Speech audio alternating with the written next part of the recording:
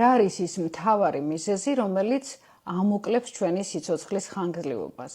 ამის შესახებ მე წინა ვიდეოში ვისაუბრე, მაგრამ ჯერ მომისმინეთ ბოლომდე და მერე გადადით წინა ვიდეოსაც მოусმინეთ, ვისაც არ მოგისმენიათ და ვფიქრობ, რომ სასარგებლო და საინტერესო ინფორმაციას მიიღებთ. მე დავასახელე 5 ძირითადი მიზეზი, რომელიც ამოკლებს ჩვენი სიცოცხლის ხანგრძლივობას, რომელიც გვართმევს ბედნიერებას, ბედნიერების განცდას და რომელიც პირდაპირ კავშირშია ჩვენი ჯანმრთელობის მდგომარეობასთან.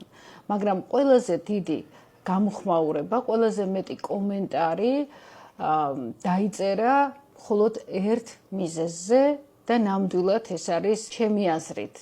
ეს არის ყველაზე უფრო მნიშვნელოვანი მიზეზი და ეს არის სტრესი. ახლა მინდა განვიხილო ეს კითხვები, თქვენი აზრები, რაში გეთანხმებით ან არ გეთანხმებით. რასაკვირველია, ძალიან რთულია სტრესის მართვა, არ არის მარტივი. მე არ ვამბობ, რომ პირადად ესეთი იდეალურად ვახერხებ ამას და იდეალურად მაქვს დაგეგმილი ჩემი ცხოვრება.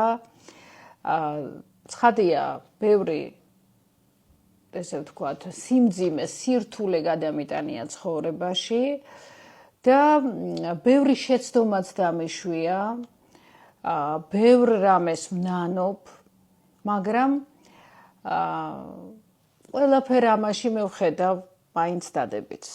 ვცდილობ დავინახო დადებითი და ნამდვილად არის. ეს არის გამოცდილება, რომელიც მე მივიღე საკუთარი შეცდომებისგან და რომელიც მეხმარება დღეს, რომ მეტნაკლებად, მაგრამ უკეთესად ვიდრე ადრე შევძლო იმ სტრესების მართვა, რომელიც არის ყოველდღიურ ცხოვრებაში.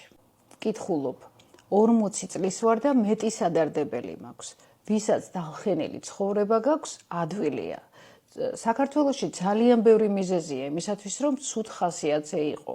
საიდან მოვიტანო პოზიტივი, ახეული მაქვს სახე. რასაკვირველია, რაც უფრო ასაკი გვემატება, უფრო მეტი სადარდებელი გვაქვს.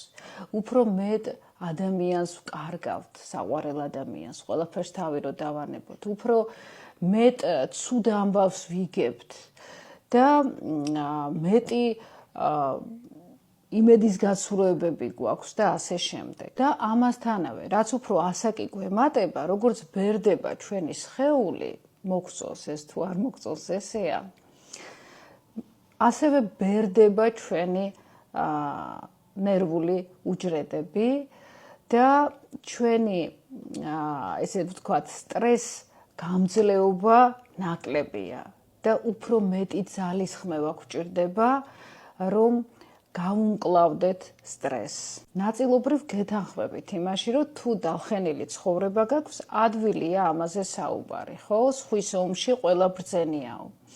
მაგრამ დამიჯერეთ, რომ არ არსებობს ადამიანი მსოფლიოში, რომ ყველაფერი დალხენილი და ყველაფერი იდეალურად გქონდეს. ყველას აქვს თავისი სირთულეები, ზოგს მეტი, ზოგს ნაკლები.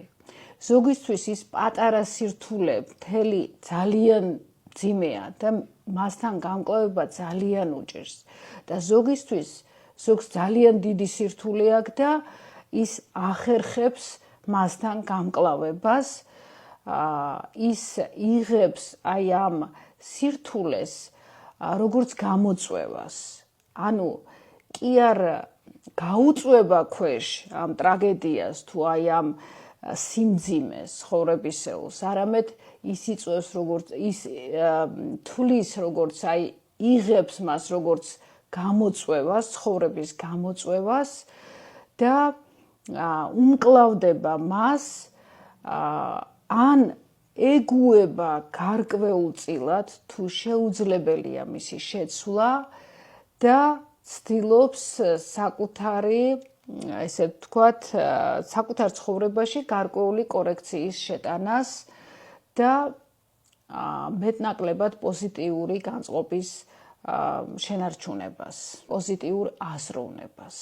საქართველოში რომ მეტი მიზეზია ნერვიულობის, შეიძლება ამაში დაგეთანხმოთ.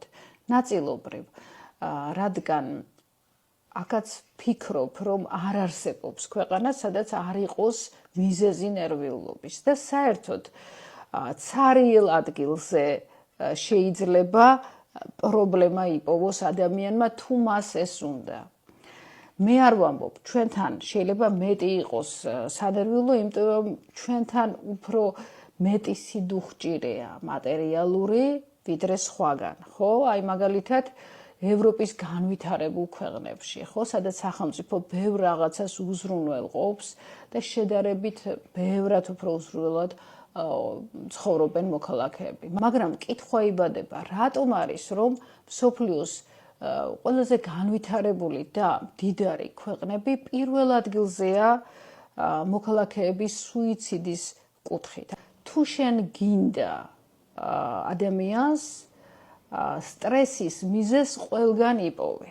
რაც არ უნდა მატერიალურად უზრუნველყოფილი იყო და ამავე დროს შეიძლება არ იყო მატერიალურად უზრუნველყოფილი, მაგრამ თავს მაინც უფრო ბედნიერად გრძნობდე, ვიდრე ის, რომელიც შენზე უფრო შეძლებულია. ახლა კი საიდან უნდა მოიტანო ეს პოზიტივი?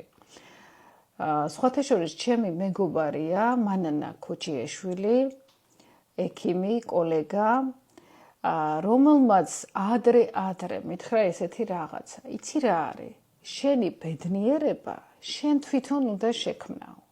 შენ კი არ უნდა იჯდე და ელოდო, როდის ვიღაცა რაღაცას მასიამოვნებს, გამაბედნიერებს, რაღაცას მაჩუქებს, რაღაცას მეტყვის. არა, შენ თვითონ უნდა გააკეთო ეს და მეც ასე ვარო. სულ ვცდილობ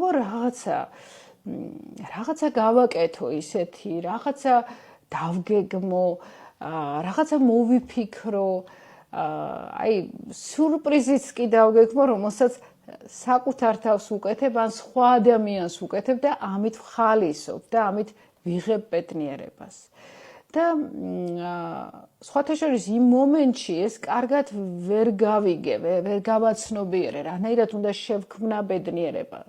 რადგან მე ეხლა ესე ვთქვათ, ჯერ კიდევ სკოლის პერიოდიდან სტუდენტობაშიც კი და შემდგომ მქონდა ესეთი პოზიცია ცხოვრებაში, რომ ვიყავი აი ესე, პრინცესასავით. ანუ პრინცესა რას ნიშნავს, რომ ვიღაცამ უნდა მასიამოვნოს, ვიღაცამ უნდა ბედნიერება მომიტანოს, ვიღაცას უნდა მოვეწონო, მე არა, მე არავინ, მე არაფერი. მიხვდით, აი ესეთი არასწორი მიდგომა მქონდა ცხოვრებასთან და ამიტომ უფრო მეტად დეპრესიული ვიყავი, ვაღიარებ, უფრო ახალგაზრდა ასაკში, ვიდრე ახლა.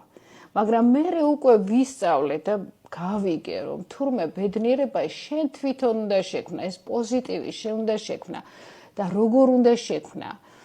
უკვე დრო აღარ მრჩება 10 წუთიანია ჩემი ვიდეო, აი შემდეგ ვიდეოებში თუ დაგაინტერესებთ, მოგიყვებით იმ პატარა წვრილმანებს, დეტალებს, რომელიც შეგიძლია გააკეთო იმისთვის, რომ იყო ბედნიერი. ყოველ შემთხვევაში გქონდეს ბედნიერების შეგრძნება.